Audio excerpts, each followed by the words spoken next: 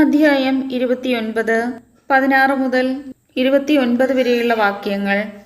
ഈജിപ്തിൽ നാം വസിച്ചിരുന്നതും ജനതകളുടെ ഇടയിൽ കൂടി നാം കടന്നു പോന്നതും എങ്ങനെയെന്ന് നിങ്ങൾക്കറിയാമല്ലോ.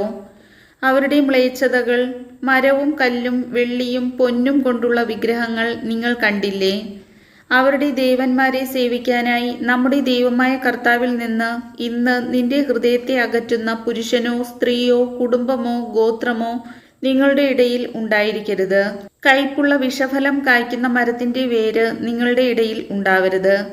അങ്ങനെയുള്ളവൻ ഈ ശാപവാക്കുകൾ കേൾക്കുമ്പോൾ കുതിർന്നതും വരണ്ടതും ഒന്നുപോലെ എന്ന ഭാവത്തിൽ ഞാൻ എൻ്റെ ഇഷ്ടത്തിന് നടന്നാലും സുരക്ഷിതനായിരിക്കും എന്ന് പറഞ്ഞ് തന്നെ തന്നെ അനുഗ്രഹിക്കും. എന്നാൽ കർത്താവ് അവനോട് ക്ഷമിക്കുകയില്ല. കർത്താവിൻ്റെ കോപവും അസൂയയും അവനെതിരെ ജ്വലിക്കും.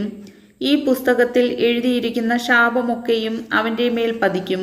കർത്താവ് ആകാശത്തിന് കീഴിൽ നിന്ന് അവന്റെ നാമം തുടച്ചു മാറ്റും. ഈ നിയമപുസ്തകത്തിൽ എഴുതിയിരിക്കുന്ന ഉടമ്പടിയുടെ ശാപങ്ങൾക്കനുസൃതമായി അവനെ നശിപ്പിക്കുന്നതിന് ഇസ്രായേൽ ഗോത്രങ്ങളിൽ നിന്ന് അവനെ മാറ്റി നിർത്തും. നിന്റെ ഭാവി തലമുറയും വിദൂരത്തു നിന്ന് വരുന്ന പരദേശികളും ഈ ദേശത്തെ മഹാമാരികളും കർത്താവ് ഇവിടെ വരുത്തിയ രോഗങ്ങളും കാണും.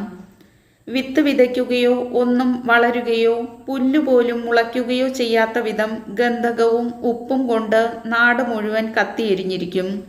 കർത്താവ് തന്റെ രൂക്ഷമായ കോപത്താൽ നശിപ്പിച്ച സോദോം, ഗൊമോറ, അദ്മ, സെബോയിം എന്നീ പട്ടണങ്ങളുടെ വിനാശം പോലെ ആയിരിക്കും അത്. ഇത് കാണുന്ന ജനതകൾ ചോദിക്കും, എന്തുകൊണ്ടാണ് ഈ രാജ്യത്തോട് കർത്താവ് ഇപ്രകാരം പ്രവർത്തിച്ചത്? അവിടുത്തെ കോപം ഇത്രയധികം ജ്വലിക്കാൻ കാരണമെന്ത്?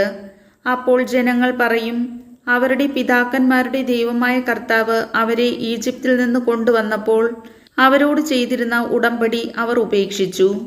അവർ അറിയുകയോ കർത്താവ് അവർക്ക് നൽകുകയോ ചെയ്തിട്ടില്ലാത്ത ദേവന്മാരെ അവർ സേവിക്കുകയും ചെയ്തു. അതിനാലാണ് ഈ പുസ്തകത്തിൽ എഴുതിയിരിക്കുന്ന എല്ലാ ശാപങ്ങളും ഈ ദേശത്തിൻ്റെ മേൽ വർഷിക്കുമാറ് കർത്താവിൻ്റെ കോപം ജ്വലിച്ചത്. കർത്താവ് അത്യധികമായ ക്രോധത്തോടെ അവരെ അവരുടെ നാട്ടിൽ നിന്ന് കടപുഴകി മറ്റൊരു നാട്ടിലേക്ക് വലിച്ചെറിഞ്ഞു. ഇന്നും അവർ അവിടെയാണ്. രഹസ്യങ്ങൾ നമ്മുടെ ദൈവമായ കർത്താവിൻ്റേത് മാത്രമാകുന്നു. എന്നാൽ വെളിപ്പെടുത്തപ്പെട്ടവ എന്നെന്നും നമുക്കും നമ്മുടെ സന്തതികൾക്കും വേണ്ടിയുള്ളവയാണ്. ഈ അനുശാസനങ്ങൾ നാം പാലിക്കേണ്ടതാണ്. കർത്താവിൻ്റെ വചനം.